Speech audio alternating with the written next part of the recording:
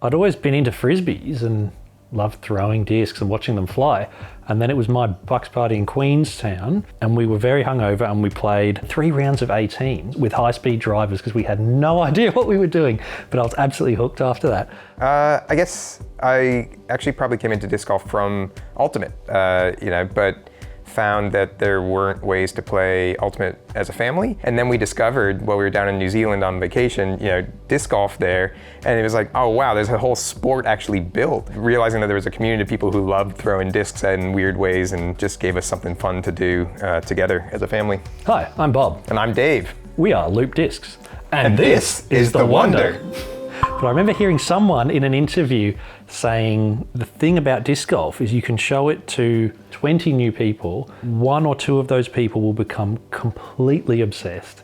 So very early on, I realized that the people who show up for league days and people you see on the course just love the sport and will just throw and throw and throw. In the time I've been playing, we've played with children and played with people in their 60s and 70s, everything in between, and you just get a card together and get out there. It's beautiful. Yeah. In Australia, a lot of the discs are having to come in from Scandinavia, from the States, from New Zealand. There's not as much actually locally produced. I'd say 99.98% of all discs being thrown in Australia at the moment are made in America or Scandinavia. It's always struck me as odd that we didn't have more Australian-made discs. It's been 3 or 4 years since we started this process. It was relatively hard to get good discs. They were expensive. It just made sense to make it here, not import them. And I wanted to make this disc that flew exactly like I wanted. Yeah, it just would be a really fun project. And it has. You're talking about the addiction that people have of once they play, they kind of get hooked and they want to play again. A lot of that addiction is just the mystery around watching these things do something that feels so impossible. The idea of actually trying to understand the physics of that. How does this work? Right? Like, it feels impossible, and somehow, it does something magic. Radially symmetrical, gyroscopically stabilized aerofoil. There's been a lot of stagnation, I think, in the industry. There's still huge potential for these things to fly further, straighter, more left, more right. I don't think we've optimized the design yet, which is cool. Part of the ambition for our first disc, there were a few considerations. One was we knew we wanted to do a mid. With that mid, we wanted to make something that was going to be beginner friendly. Someone could get out there with one disc, just enjoy the whole course, learn the sport, just something that everybody in the family could pick up, have fun, get out there and throw. But even just the initial stages of getting the prototypes, that learning around the physics of it all has been just a wild journey of trying to understand.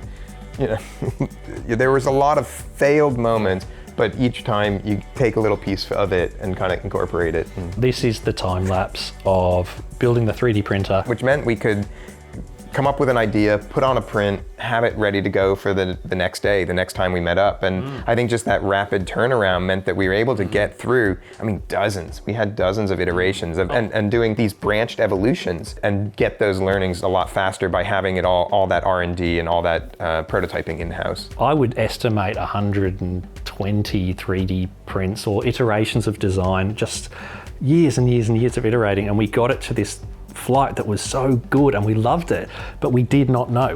We still didn't know if it was going to translate to the thing that came out of the tool. Mark 2 Wonder. 75% infill, 178 grams. Getting close to our target weight. Does it feel like they got an extra glide to it compared to the previous iteration? Yeah. I've actually got a little scribble here. I've got some of our first sketches of a concept, and this was originally going to be called the Nugget. The bin chicken nugget. And our first 3D printed prototypes were absolute trash. Yes, it didn't fly at all, and we pretty quickly realized we had to make some adjustments to it to actually, despite the fun concept, actually make it fly. I love this little video because it's a bit of a classic. So this is our first disc. What have you got there?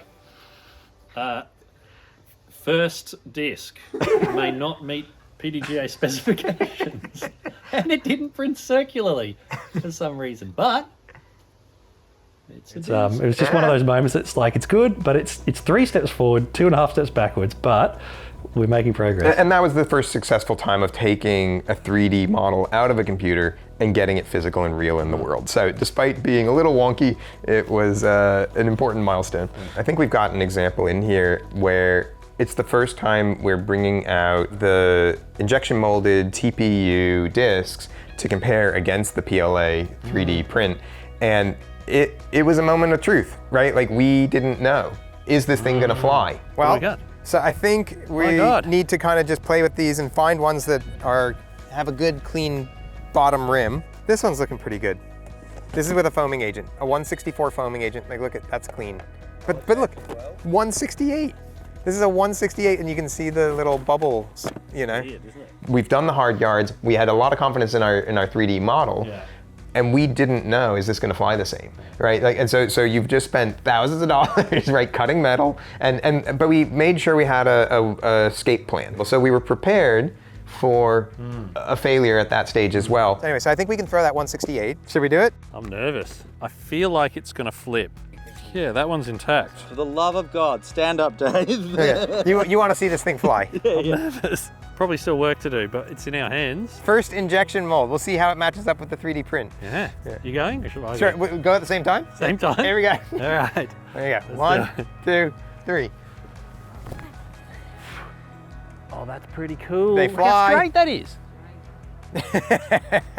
That was... Yeah? Did you see how straight that went? That was a disc.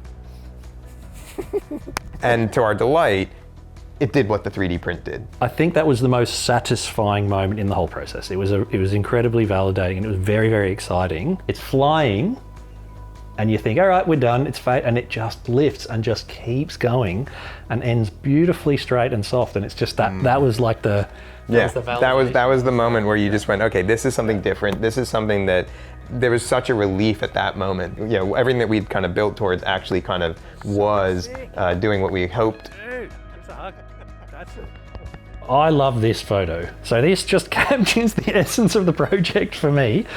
This would not exist without the wooden bench tables at our local pub. So half the excuse for continuing on the project was just because it was going to be a lot of fun to meet up every weekend. This is a photo of Dave, my dearest colleague, sitting across the table with two thesauruses, two thesauri. We were brainstorming names for the company. Many a wing, many a burger, many a beer, and just that good freestyle brainstorming, good times. The name, initially we wanted a name that would capture this shared joy that we have of that little magical thing that happens when you watch a thing moving through the air and it's not a parabolic trajectory. It's not a ball, it's not a rock. It's flying, it's doing something it shouldn't be doing. And the Wonder is such a nice name for the disc, the one disc wonder, or that sense of wonder. But we got more and more invested in the importance of this being an endeavor, a project or a company that we're proud of and can stand behind in terms of our principles. Loop discs, no baseline plastic, there's no place for it. And so it seemed really irresponsible to be making this material in a fashion where it might just end up in landfill or be discarded or not make the most of that lifespan. Really, really important to us. And loop is a cool word, easy to say, and it captured the idea of a closed loop system. These materials are incredible, and when we've finished using them, they can actually be reground and recast. You don't have to keep extracting as much raw material.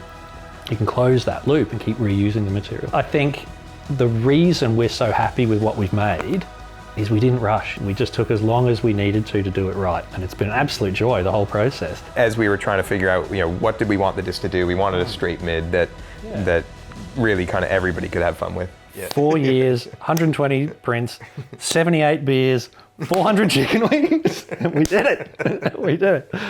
Good times.